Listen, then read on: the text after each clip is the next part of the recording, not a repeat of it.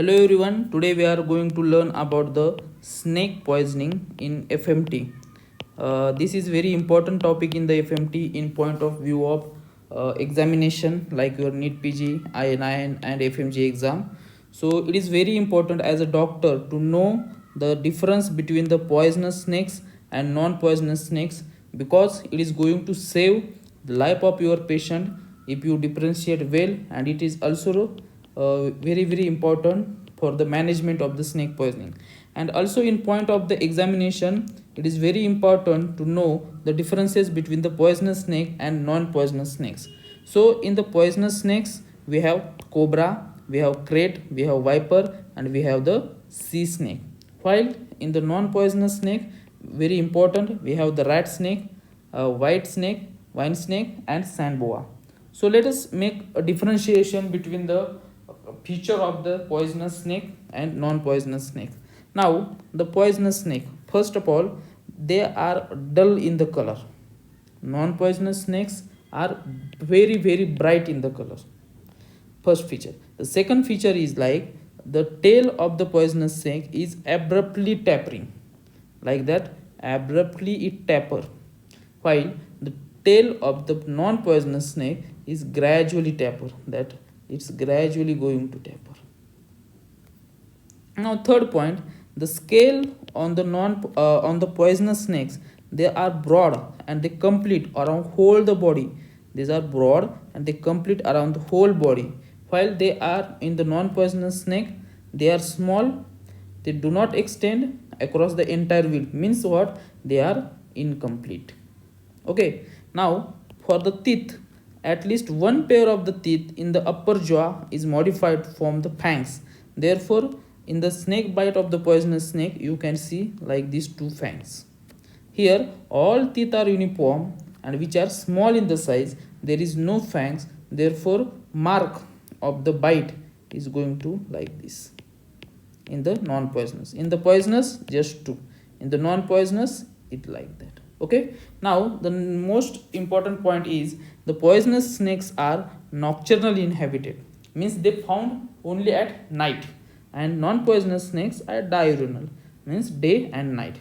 So the main cause of death in snake bite is fear, because even if we bite the snake, if in the daytime, the patient is going to have a lot of fear that I have bitten by the snake. There is no worry, because mostly snake bite happening during the day time is by the non-poisonous snake, and poisonous snake at night. But at night non-poisonous snakes are also present. Therefore if snake bite happen at the morning or at the daytime, it is usually non-poisonous. If it is happen at the night time, it may be poisonous and may not be poisonous, because at night poisonous snakes are also and non-poisonous snakes are also present. So don't be fear after the snake bite, just differentiate between this poisonous snake and non-poisonous snake and reassure the patient to do further management. Okay, now important point is head of the poisonous snake is triangular, okay, and the head of the non-poisonous snake is like round. Also the body is narrow than the head, means like the head is triangular and body is narrow and tail is tapering, like this is poisonous snake. Here the body, the head is round, the body is same as the head and tail is gradually tapering, means like this is the pure non-poisonous snakes. So this is very important to know the difference between poisonous snake and non-poisonous snake as a doctor also, and as a in point of your examination also.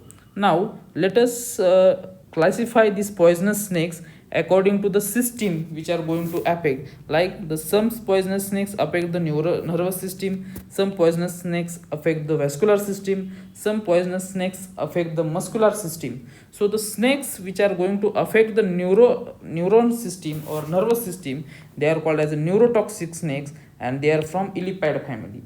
The snakes which attack, or the snakes which affect the vascular system, they are called as vasculotoxic or hemotoxic, and they are from Viperidae family.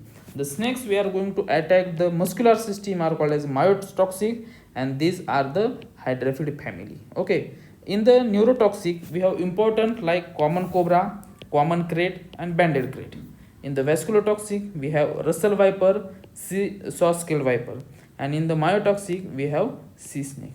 So just learn in detail about them because in your examination it is going to come.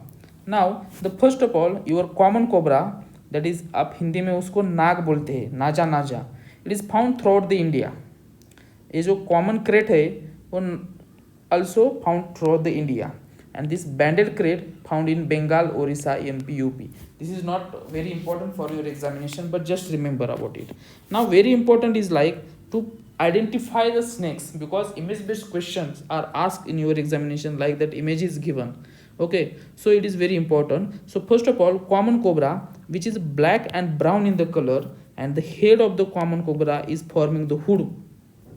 Okay, you can see here this is blackish brownish and the head is going to form the hood, that is your common cobra. And on the hood, dorsal side have dark mark and ventral side we have two spot. This is the hood, we have two spot on the ventral surface and dark mark on the dorsal surface. It is a hood, that why common cobra. Also here common crate. Common crate is also blue black in the color, but it has a white band on its body. You can see here bluish blackish in the color, but it has a white band over entire body. Okay, you can see here. Also the head of the common cobra is forming hood, but here head is hexagonal and scales are present on the back of the head. The head, you can see head is hexagonal and there are scale present on the back of the head. Now in case of the banded crate, we have blackish in the color, but yellow band encircle his body. If white band encircle his body, it is a common crate. If yellow band encircle his body, it is a banded crate. And head is also triangular. Here head is hexagonal. Head is triangular with inverted V-shaped mark. Head is triangular with inverted V-shaped mark. So this is about the color and head. Now all the neurotoxic snakes have round pupil, while all the vascular toxic snakes have vertical pupil. This is a very important point which we have to remember. Now about the scale, in the common cobra, the scale is going to form the cuneate, which is a infralabial and wedge shaped scale. It is called as a cuneate, and there also the caudal scales are present on the ventral surface. In the tail region, the scales are present. Here scales are present in the head region. Here scales are present in the caudal region. Okay. Now in the common crate, the largest scale is the fourth infralabial scale. Just we have to remember that point. Now about the banded crate, I have told you that non-poisonous snakes are usually nocturnal. But important one point, remember about the banded crate, that banded crate usually found in the morning and in the water. Okay, so this is the point which we have to remember. A blackish snake with yellow band in the water, then it is a banded crate, not a sea snake. This is a very important point we have to remember. Now the second one is the vasculotoxic, which affect the vascular system. In that we have Russell viper, हम इसे घोनस बोलते हैं, और सॉस्केल wiper. So in the Russell viper is brownish yellowish in the color, and it has brown yellow color like that. You can see here it is the brownish and yellowish in the color. Now the head is large triangular with V-shaped mark. Here head we can see large triangular with a V-shaped mark. Okay, so this is difference between the banded crate and Russell viper. In the banded crate we have triangular head but with inverted V-shaped mark. Okay, now in the saw-scale viper is also brownish in the color, but wavy zigzag white lines are present. You can see here both are brownish, but here no white line. Here this white line, that is the zigzag white lines, are present all over its body.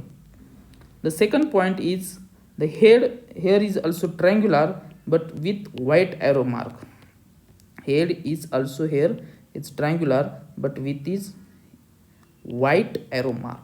Okay, now the scales, this is point about the scales. Okay, the scales are semi elliptical in case of Russell viper, while the scales are serrated, saw like and broad.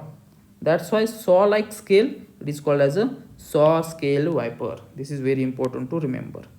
Now about the teeth. The teeth are going to form the fangs. Okay, the teeth, that is fangs is nothing but modified teeth. Now the fangs are long, curved, hollow and channelized in both the case, because vasculotoxic snake have channelized, long and curved and hollow fangs. It is very important point to remember. Now this is your Russell viper. As per name, it do the loud and hissing sound. It do loud and hissing sound, while saw-scale viper, it is very aggressive. It is 1.5 to 2 feet long and it is a viviparous in the nature. So these are the point of differentiation we have to remember just for the identification purpose.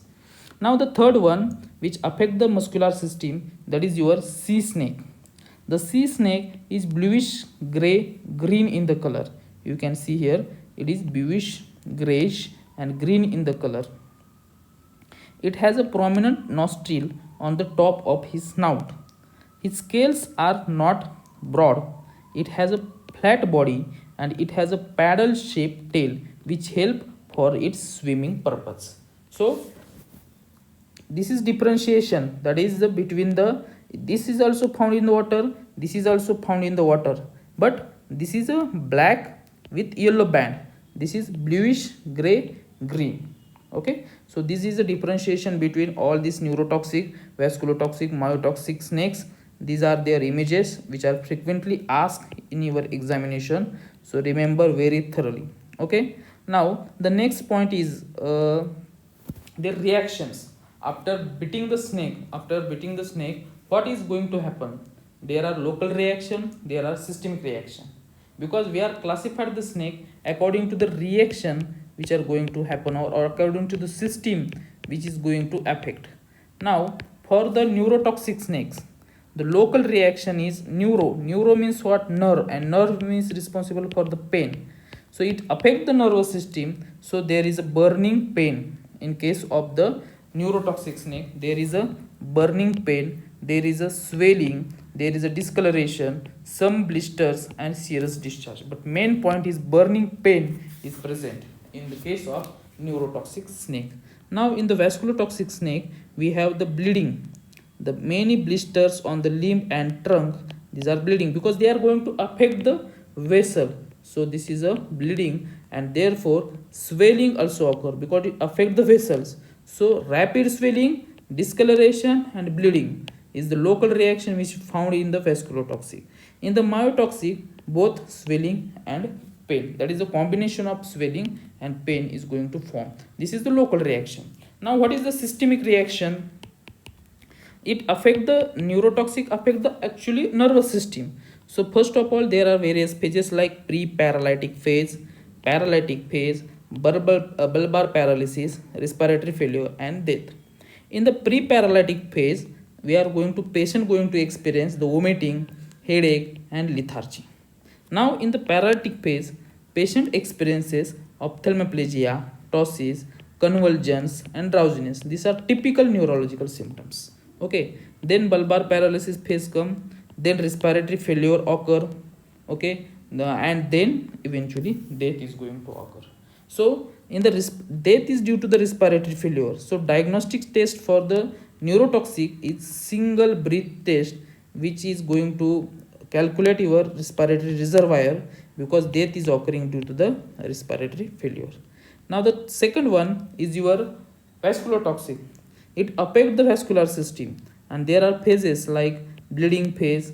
Due to the bleeding, hypovolemia occur, that's why shock occur, and that's why renal failure occur, and renal failure eventually lead to the death of the patient. In the bleeding phase, patient complained with epistaxis, bleeding gum, hematuria and hemorrhage over the skin and mucosa. So these are the feature or of the hemotoxic bite. So Here hemotoxic, so diagnostic test will be the 20-minute blood clotting test, PT, APTT. This will be raised in case of vasculotoxic.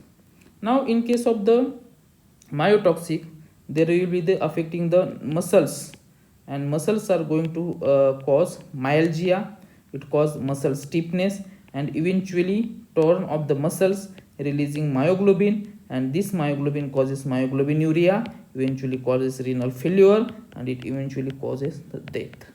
So in the poisonous snake, death is going to occur, but in the in the neurotoxic, respiratory failure causes death. In the vasculotoxic and myotoxic, renal failure causing the death. This is a very important feature which you have to remember about the vasculotoxic, myotoxic, and neurotoxic snake. Now, overall diagnosis of the snake bite, we can do the diagnosis of the snake bite based on the fang marks. That is, I have already told you, that is the two punctuate wound or two punctuate marks are present, then it is a poisonous snakes. But like this uniform is present, then it is a non-poisonous snakes. In the lab test, we can do CBC, we can see the WBC increase, platelet decrease. If we do the smear, there is hemolyzed RBC, PT is increased, APTT is increased. Now the management of the snake poisoning, I have already told you that you should first differentiate the snakes based on their feature, because the management for the non-poisonous and poisonous snakes are different. So first of all, we should able to identify the snake, the name of the snake, and it is neurotoxic, vasculotoxic, myotoxic, it is poisonous or non-poisonous, and then only we can do diagnosis, and then only we can do the management. So in all cases, the first aid management will be the same. So we have to immobilize that part where the snake is bitten, and we have to apply the tourniquet within the 30 minutes so that the venom is not circulated to the other body part.